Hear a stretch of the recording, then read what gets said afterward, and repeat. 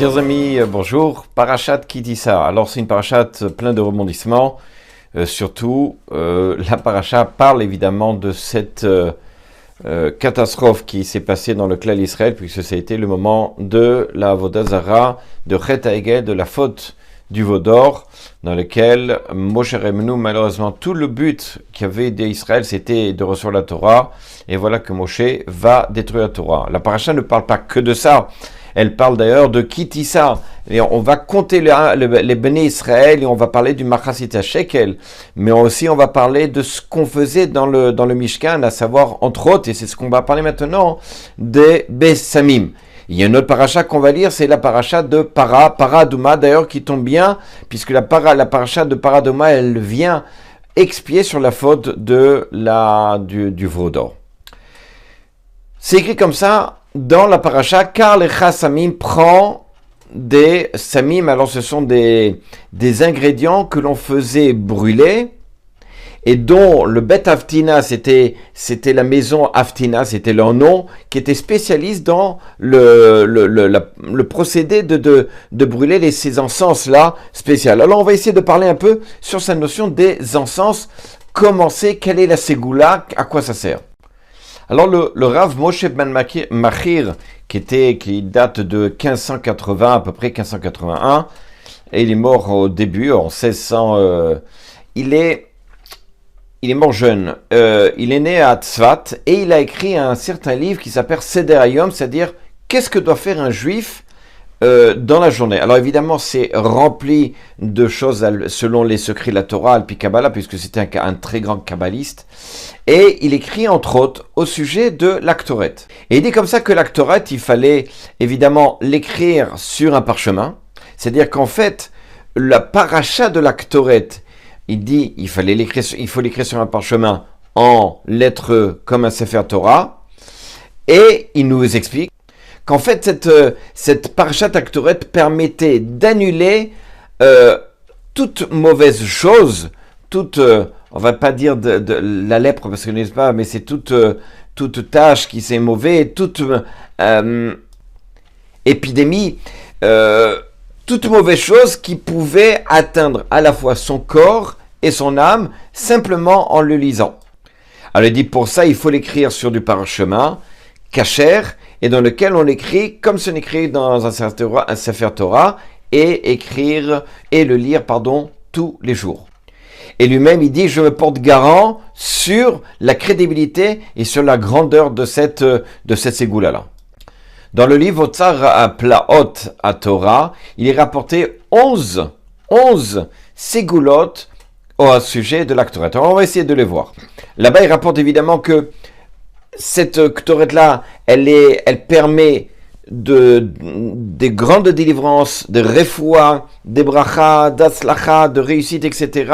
Enfin, c'est énorme. Dans le livre de Segoulat Israël, c'est un livre qui est connu, dans lequel on rapporte toutes les notions, toutes les ségoulottes qu'il peut y avoir qui existaient depuis nos chachamim jusqu'à aujourd'hui, qui ont été enseignées. Et là, il nous dit à propos de l'Aktoret, que l'Aktoret, elle permettait premièrement ce qui est écrit comme ça, Mevatelen Magefa Vecholim Raimim. C'est-à-dire qu'elle permettait d'annuler toutes les épidémies et toutes les toutes les maladies. Deuxième chose, il permet celui qui lit ça, de ne pas être assujetti, on va dire comme ça, aux nations. C'est-à-dire la personne, elle ne va pas être embêtée, je sais pas si on peut dire par le fisc, enfin, par toutes ces choses-là. Lorsque il va travailler, il va avoir le fruit de son travail, il va réussir dans son travail, ça c'est la troisième ségoula qu'il y a dans l'Aktoret. Quatrième ségoula, il va être sauvé de l'enfer, de Gehinom, comme ça c'est rapporté. Cinquième ségoula, ça annule, ça c'est Al-Pi à Kabbalah, ça annule toutes les écorces, ce qu'on appelle Sitra Harel, le mauvais penchant qui englobe, qui enferme l'homme et qui n'arrive pas parfois certains sont très loin de la Torah, n'arrivent pas à se réveiller. Sixième chose, nous dit le livre, c'est qu'il permet d'annuler toute magie qui pouvait avoir emprise sur une personne. Septième chose, nous dit comme Ségoula, c'est qu'il annule toutes les mauvaises pensées. Un homme peut avoir des mauvaises pensées, ça annule ces mauvaises pensées-là, le fait de le lire tous les jours. 8e Ségoula, il nous dit, alors, c'est qu'il a le droit de mériter les deux mondes, ce monde-ci et le monde futur. 9e Ségoula, il nous dit, il enlève, il fait éloigner les mauvais dynimes, toutes les mauvaises sentences qui peut être sur l'homme. 10e chose, il va trouver grâce aux yeux de n'importe qui. Et 11e chose, il permet la richesse. Donc on voit bien ici la grandeur de ce que c'est celui qui lit Pitom Aktoret, c'est-à-dire l'Aktoret tous les jours. Alors, le tour dans le Shulchan Aruch, c'est rapporté comme ça dans Kuf Lamed Gimel, là-bas, qu'on a l'habitude de lire tous les jours la Pitom Aktoret, le matin, l'après-midi, le soir, c'est-à-dire Mincha, Shachrit, et même le soir. Alors, il y a beaucoup de... Le Rama, il rapporte ceci aussi dans le même chapitre. Le Harizal, enfin dans le Sha'ar Kavanot, au nom du Harizal, là-bas, il rapporte juste qu'il faut le dire même à Mincha, et quand on dit il faut le dire en principe sur du parchemin. Alors il y a des minagim, certains disent qu'il faut le lire avant la prière, il y en a qui disent qu'il faut le lire après la tfila, chacun il a son minag. On rapporte que le Chacham Zvi, lui, il faisait avant la tfila et après la tfila. Aujourd'hui, dans les Sidour Sfarad, on a l'habitude de faire avant et après la tfila. Le Ben Ishraï lui-même, il dit dans Parashat de Béar, il dit de lire le Pitom Aktoret pendant la Seuda. Lorsqu'on fait une Seuda, de lire le Pitom Aktoret. Pourquoi? Ça permet d'enlever toutes mauvaises choses au moment du repas. Le prix Etzraïm, c'est-à-dire au nom du Harizal, il disait qu'en période d'épidémie, on lisait le Pitom Aktoret pour justement éloigner toute épidémie. Intéressant, le Rav Aboudaram, il nous rapporte justement que les Chachamim provinciaux de Provence, c'est-à-dire tout le sud de la France, ils avaient l'habitude à Motzei Shabbat de dire En Kelokenu, En Kayadonenu, etc. et le Pitom Aktoret. Et là-bas, il explique pourquoi. Parce que ça permettait d'avoir une semaine de réussite, de succès et de richesse. Alors sachez que tout ça c'est un minag, c'est pas une obligation, c'est bien, je vous l'ai raconté en tant que Ségoula, c'est un minag, et comme le Rizal et comme de grands d'Israël jusqu'à aujourd'hui le disent, on n'a pas changé le minag. D'ailleurs je vais vous raconter une histoire. Alors c'est l'histoire du Ridbaz. Le Ridbaz, il habitait en Biélorussie et il est né en 1845. Et il était en tant que Rav de la ville de Solotsk. Il était en même temps que le Rav Isser Zalman Meltzar, qui était lui le Rosh Yeshiva de l'Yeshiva, qui était à l'époque dans cette même ville. Alors ce Rav-là, le Ridbaz, il avait l'habitude de conduire sa keila, sa communauté, avec une main de fer quand même. Il ne supportait pas justement qu'on change de mina, que tous les gens ils disent on va changer, on va faire quelque chose de nouveau. Voilà qu'il y a une histoire dans laquelle il y a 5 notables de la ville qui ont voulu faire partir le Rav. Ils ont nommé, sans son accord, un Dayan pour justement essayer de remplacer le Rav de la communauté. Alors vous imaginez bien que ça a été quelque chose de très dur pour le Rav. Qu'est-ce que ça veut dire? Vous imaginez qu'on veut mettre maintenant, et il décide sans son accord de mettre un Rav qui va lui décider qu'est-ce qu'il faut faire, qu'est-ce qu'il ne faut pas faire. Et ils ont voulu voir, évidemment, comment le Rav allait réagir sur ce mépris qui a été fait.